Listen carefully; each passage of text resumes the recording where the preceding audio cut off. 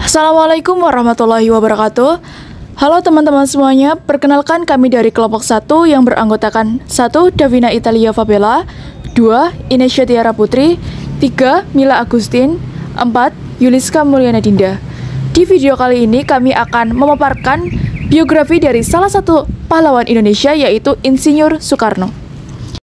Insinyur Soekarno atau akrab dipanggil Bung Karno lahir pada 6 Juni 1901 di Surabaya, Jawa Timur. Dengan nama kecilnya yaitu Kusno Sosrodihardjo, beliau wafat pada 21 Juni 1970 di Jakarta. Bung Karno adalah anak dari pasangan Raden Sukemi Sosrodihardjo dan Ida Ayu Nyomanrai. Karena sakit-sakitan, Soekarno kecil dirawat kakaknya bernama Raden Hardjo Dikromo di Tulungagung. Soekarno kembali tinggal dengan bapak dan ibunya pada 1909 di Mojokerto.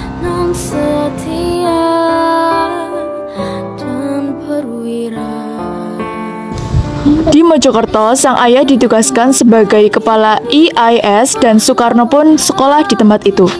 Sejak tinggal kembali bersama orang tuanya, Soekarno mengganti namanya dari Kusno menjadi Soekarno agar dirinya tidak sakit-sakitan lagi dan dapat tumbuh dengan sehat. Sejak kecil, Soekarno sudah menjadi anak yang berprestasi, bahkan mampu menguasai banyak bahasa. Itulah sebabnya kecerdasan Soekarno dikenal oleh dunia. Tahun 1911, Soekarno pindah lagi ke ILS yang setara dengan sekolah dasar. Sekolah tersebut khusus dipersiapkan untuk masuk ke HBS di Surabaya. Tahun 1915, Soekarno pun menamatkan sekolahnya di ILS dan kemudian tinggal di rumah sahabat ayahnya, yaitu Haji Umar Said Cokroaminoto atau Haji Umar Said Cokroaminoto yang merupakan pendiri Sarekat Islam. Sejak itulah, Soekarno mulai mengenal dunia perjuangan yang akhirnya membuatnya sangat ingin berjuang bagi bangsa Indonesia. Di kediaman Cokroaminoto, Soekarno muda mulai banyak belajar politik dan banyak berlatih pidato. Di sanalah Soekarno mulai kenal dan berinteraksi dengan tokoh-tokoh hebat seperti Dr. Andes Dausdekker, Cipto Mangunkusumo, dan Ki Hajar Dewantara. Merekalah pemimpin organisasi nasional Indonesia Partis saat itu. Bersekolah di HBS memberi banyak pengalaman dan pelajaran bagi Soekarno. Hingga akhirnya beliau lulus pada tahun 1921. Setelah itu, Soekarno pun kembali pindah tempat tinggal, yakni ke Bandung, dan tinggal bersama Haji Sanusi untuk melanjutkan pendidikannya di THS, jurusan Teknik Sipil atau kita kenal sekarang sebagai kampus ITB. Di sanalah Soekarno mendapatkan gelar insinyurnya dengan lulus pada tanggal 25 Mei 1926. Soekarno diwisuda bersama dengan 18 unsur lainnya tepat pada Dies Natalis ITB yang ke-61 pada 3 Juli 1926. Menurut Profesor Jacop Clay, sebagai ketua fakultas di kampus tersebut menyatakan kebanggaannya karena ada 3 orang insinyur orang Jawa, yakni Soekarno, Anwari, dan Suetejo dengan gelar insinyur dari daerah lainnya. Di masa hidupnya, Soekarno telah menikahi sejumlah perempuan yakni Fatmawati, Hartini, Ratna Sari Dewi, Kartini Manopo, Haryati, Yuri Kesanger, dan Heldi Jafar. Atas pernikahannya tersebut, Soekarno dikaruniai 11 orang anak. Soekarno sudah terjun ke dunia politik sejak usianya masih sangat muda. Soekarno terkenal pertama kali pada tahun 1915 saat menjadi anggota Jongjava Cabang Surabaya.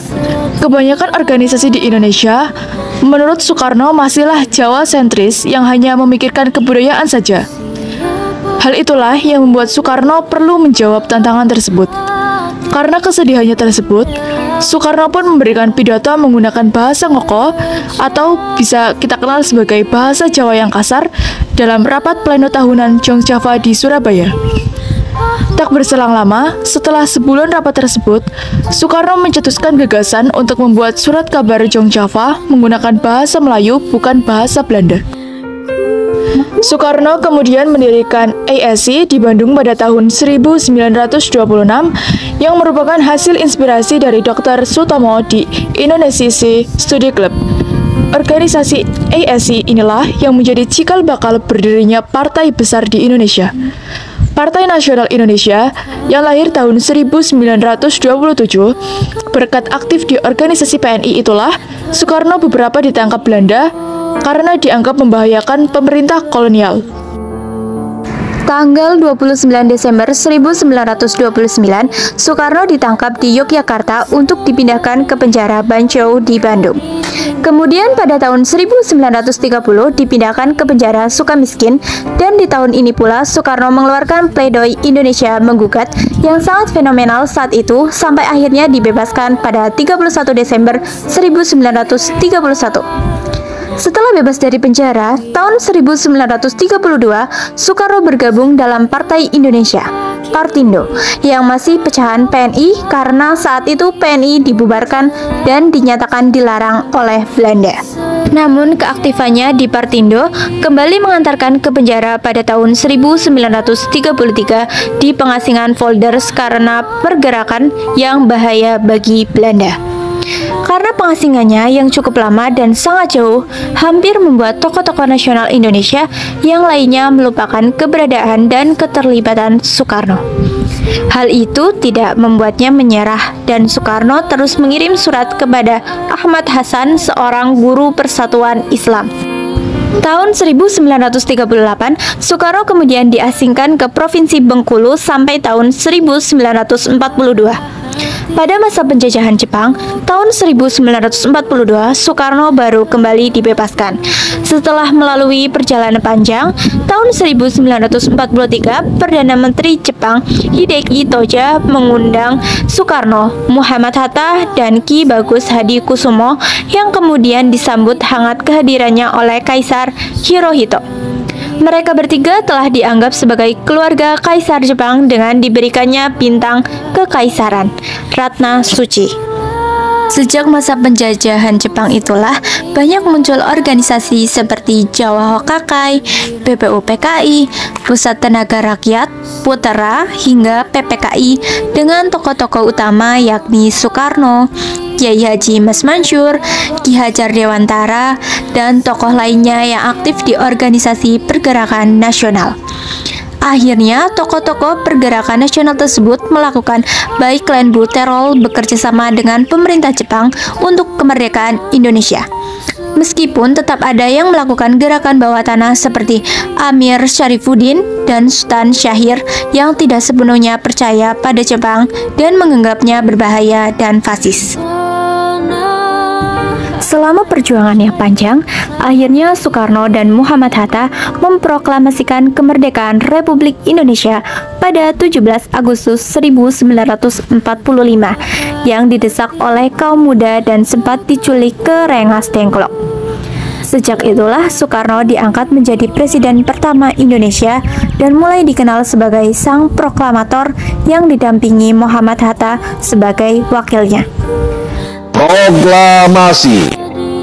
Kami, bangsa Indonesia, dengan ini menyatakan kemerdekaan Indonesia. Sebelum pada 1 Juni 1945 dalam sidang BPUPKI, Soekarno sudah mengemukakan gagasan tentang dasar negara, yakni Pancasila yang sekarang masih menjadi dasar negara kita. Setelah berhasil merumuskan Pancasila, Soekarno berupaya menyatukan Nusantara menjadi negara kesatuan Republik Indonesia. Bahkan, bangsa-bangsa di Asia, Afrika, dan Amerika Latin juga sempat diusahakan Soekarno dalam Konferensi Asia-Afrika tahun 1955 di Bandung, hingga akhirnya berkembang menjadi gerakan non-blok. Berkat jasa Soekarno lah banyak negara kawasan Asia Afrika yang merdeka, meskipun ada pula yang konflik berkepanjangan karena ketidakadilan di negaranya. Itulah sebabnya Soekarno dikenal dalam menjalankan politik bebas aktif dunia internasional. Atas kejayaan perjuangannya untuk Indonesia, Insinyur Soekarno juga mengalami masa jatuh dalam politiknya setelah Wakil Presiden Muhammad Hatta akhirnya memutuskan untuk mengundurkan diri dan memisahkan diri dari Soekarno tahun 1956. Selain itu, banyak pula pemberontakan separatis yang terjadi di beberapa daerah di Indonesia. Berdasarkan catatan sejarah, puncak pemberontakan tersebut adalah saat terjadinya pemberontakan yang dikenal dengan G30 SPKI yang meluluhlantahkan masyarakat Indonesia saat itu. Karena peristiwa itulah, Soekarno mendapat pengucilan dari presiden yang menggantikan dirinya, yakni Soeharto. Karena usianya yang sudah tua dan sering sakit-sakitan, akhirnya Soekarno wafat di Jakarta, tepatnya di Wisma Yaso pada tanggal 21 Juni 1970. Kemudian jasadnya dimakamkan di Blitar dan menjadi ikon kota Blitar hingga saat ini. Makam Soekarno pun selalu ramai peziarah dan wisatawan yang datang di hari-hari tertentu dan sangat ramai saat haul sang proklamator tersebut. Nilai-nilai yang terkandung dalam teks biografi Insinyur Soekarno yaitu nilai pendidikan. Sejak kecil Soekarno sudah menjadi anak yang berprestasi, bahkan mampu menguasai berbagai bahasa. Selanjutnya nilai hukum. Namun keaktifannya di Partindo kembali mengantarkan ke penjara pada tahun 1933 di pengasingan Volders karena pergerakan yang bahaya bagi Belanda. Nilai politik. Soekarno diangkat menjadi presiden pertama Indonesia dan mulai dikenal sebagai sang proklamator yang didampingi Muhammad Hatta sebagai wakilnya. Dan yang terakhir, nilai patriotisme. Sejak Soekarno tinggal bersama Haji Omar Said Cokroaminoto, pendiri Serikat Islam, beliau mulai mengenal dunia perjuangan yang akhirnya membuatnya sangat ingin berjuang bagi bangsa Indonesia. Itulah tadi pemaparan biografi singkat dari Insinyur Soekarno. Semoga bisa menambah wawasan teman-teman semua. Terima kasih. Wassalamualaikum warahmatullahi wabarakatuh.